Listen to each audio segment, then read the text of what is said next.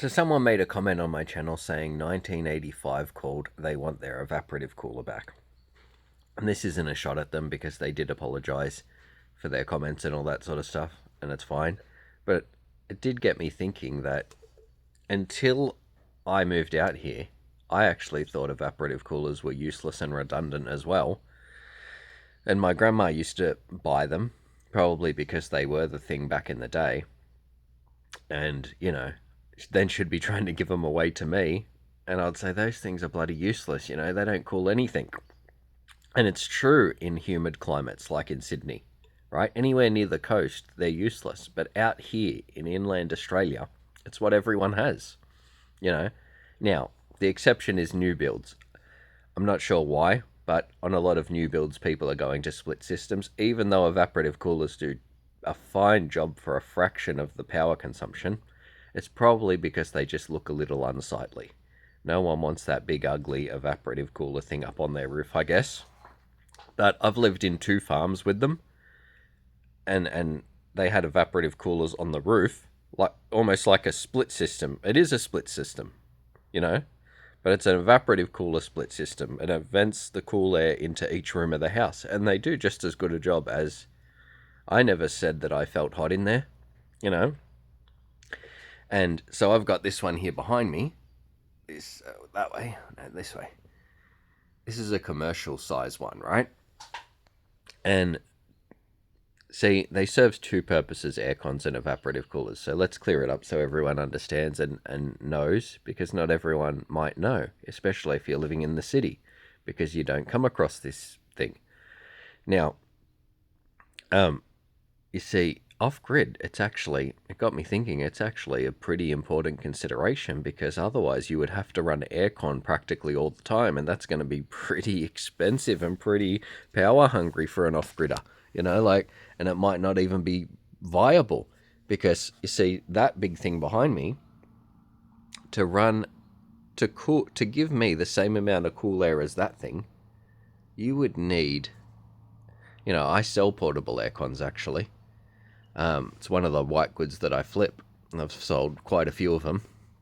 The biggest one I had was a 5 kilowatt one. It puts out 5 kilowatts. I believe it consumed about nearly 2,000 watts of power or something like that. That consumes 220 watts. So you're talking 10 times the consumption. And that 5 kilowatt one, consuming 10 times the power of that thing behind me, did not put out the amount of cool air, not even close, that thing does. So in that case, if I was in this garage, and let's just assume that they somehow use the same power, you'd choose that all day, because that's putting out way more cool air. I can lay in front of that on a 40-degree day in here and go to sleep. Couldn't do that in Sydney. You'd be blowing old humid air all on yourself, right? And you'd just be, humidifying the place even more, and it would be just even more uncomfortable.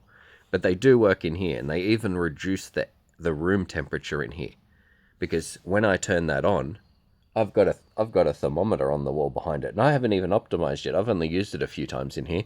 You can optimize by opening up and placing it in the right part of the room and stuff.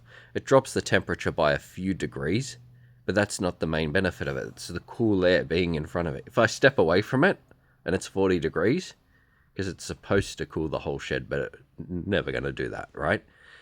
If you step away from it, you'll notice instantly it's just unbearable. So that's the function of the evaporative cooler, and where that varies from.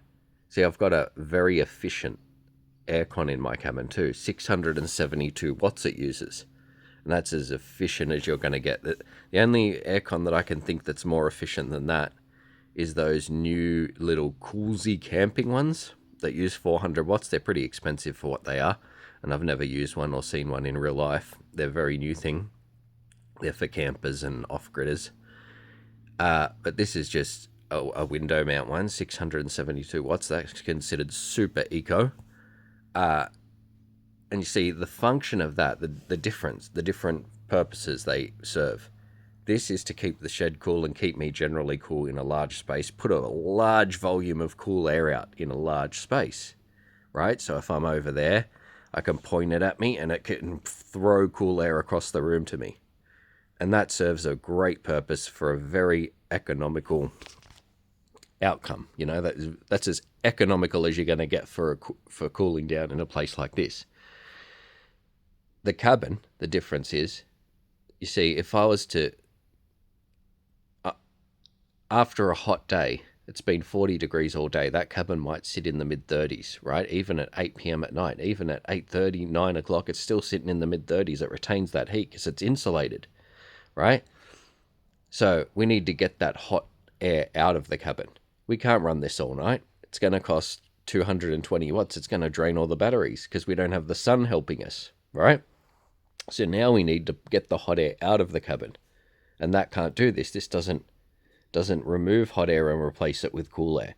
So that's where the aircon shines, you know. So what I'll do is, and I use evaporative cooler in there too, but a very small one. It's just it's actually a companion one, a companion rechargeable one, which are pretty expensive for what they are too. They're about $160. They're just a mini rechargeable one. But I need to get the hot air out first. So what I do, and I usually wait till about 8:30 at night when the sun's fully gone down and there's no more heat coming in. Then I'll pump the aircon and get it from the mid-30s down. It doesn't take long, but it will cycle. What would happen is it will come down, the air temp, but there's still heat retained in those walls, I guess.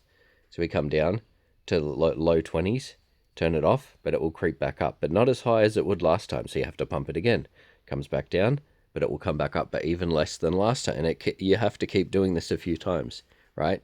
Running it for 5 to 10 minutes a few times. Only about half an hour's worth, maybe if it's a really hot day, 40 minutes worth or something like that. And then we'll be in the low 20s there, and we can go to sleep in there with the evaporative cooler on.